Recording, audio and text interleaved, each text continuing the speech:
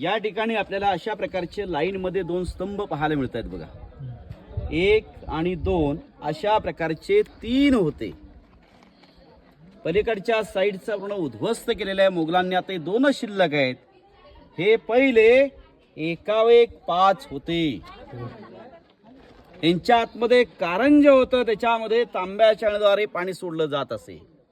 साईडला याच्या मखमली पडदे, आतमध्ये देवळ्यांमध्ये दिवे लावले जात असत, म्हणून त्याला सप्तमनोरेशम तत्व किंवा त्याला विजयस्तंभ पण म्हटलेलं आहे.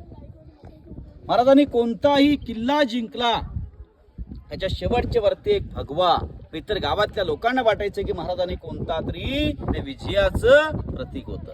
याचं प्रतिबिंब खाली तलावामध्ये पडत असे. साईडला सकाळचा राहण्या त्या ठिकाणी थंड हवेच्या ठिकाण. या ठिकाणी जो आपला अष्टकोनी दिसतो छोटा, ही बाल्कनी महाराजांच्या वेळची सज्जा किंवा गॅलरी राजवाड्या समोरची. आणि पलीकडे जो आपला विटांचा आपला रूम दिसतोय ते टांगसाळाची नाणी तयार केली जात असे. शिवराई राजमुद्रा जशी आताची रिझर्व्ह बँक तशा प्रकारची ती बँक होती. आता विटांचं बांधकाम नंतर पेशव्यांच्या काळात झालेलं आहे. इथे आतमध्ये रूम आहे. या ठिकाणी ही लोक दिसतात बघा. या ठिकाणी 10 पायऱ्या उतरलं की आतमध्ये एक 10x12चा दगडामध्ये बांधलेला याला गुप्त खाना किंवा खलबत खाना, गुप्त चर्चा त्याच्यामध्ये सिक्रेट, म्हणजे कोणाला माहित नाही पडलं पाहिजे की आतमध्ये काय चाललंय. महाराजांनी त्यांचे विश्व लोक जायचं. आता अंधाराचे पाहिजे तुम्ही पाहू शकता, वरनं काय प्रॉब्लेम नाही. असं आहे, फक्त मोबाईलची टॉर्च वगैरे पूर्ण दिसेल बघा.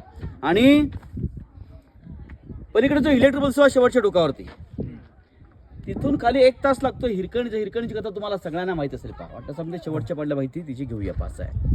आणि हा जो समोर जो चौथरा असतो आपला मोठा प्रचंड असा हा दप्तरखाना आहे. महत्वाची कागदपत्र या ठिकाणी असायची. पाठच्या साईडला जो मध्येच आपला छोटासा चौथरा असतो आयताकृती चौकोनी आकाराचा, याला मराठीमध्ये सदर म्हणतात किंवा उर्दूमध्ये दिवाणी खास लोकांचा न्याय निवाडा त्या ठिकाणी केला जात असे. आणि भिंतीच्या पलीकडे दिवाणिया म्हणजे आम जनतेसाठी दरबारामध्ये. हे दोन्ही साईडला गाळ्या आहेत. हे टेकडी बुरुज आहेत. इथून जर आपण सरळ जर पाहिलं तर एका टोकावरती काही लोक दिसतील बघा. भगवा झेंडा असेल बघा, दिसलं का तुम्हाला? ते टकमक टोक कडेलोट पॉइंट म्हणजे कैद्यांना त्या टोकावरून जर खाली पाहिलं तर 2250 फूट खोल पूर्ण दरी आहे. त्या कैद्याला हातपाय बांधून गोंत्यामध्ये बांधून तिथून खाली ढकलून अशा प्रकारे शिक्षा होती. पहा हे खालीच्या तलाव दिसतोय, पाण्याचा प्रचंड समोर तळ बघा. या तलावाचं नाव आहे गंगासागर किंवा तीर्थगंगासागर. ज्या वेळेस महाराजांचा राज्याभिषेक झाला 6 जून 1674ला, त्यावेळेस काशीच्या गागाभट्टाने जे सप्त नद्यांचे किंवा पवित्रांचे पाणी आणलं होतं.